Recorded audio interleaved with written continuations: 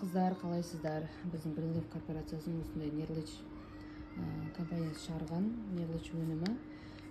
Осындай имбирный чайын демдеп ішіп көрейін деп жатырмын. Осындай конфетиктер болып жүреді ішінде неше штук жазылған ба?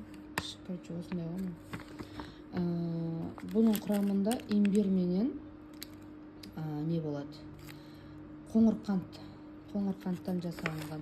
Бұны осылай жеуге де болады деп жазып қойыпты сыртында Google переводқа, немесе осылай чай қылып ішуге де болады депті.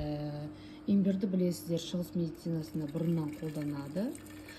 Адамның иммунитетін көтереді. Дәл қазіргі уақытта тұмау, жаңағы әлсіреу сондай өте көп болып жатыр. Өзімізде де сондай болып жатыр. Бірден осындай шығады екен. Демдеп ішіп көреміз. Осылай болып тұрады екен. Вот, қыздар, ішіп көріп жатырмын. Күшті. Ана имбир болғанға кішкене анандай ащылау бола ма дегенім. Имбирдің өзін просто так шайға салып ішсең кішкене крепкий дәм болады ғой. Бұл ондай емес екен. Имбирдің дәмі бар, бірақ кәдімгі приятный дәмді. Еще кішкене тәттілігі бар. Қатындай бір неге тиетін тәтті емес.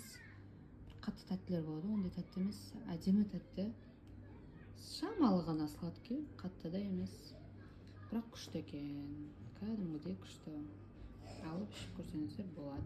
Біздің магазинімізде бар.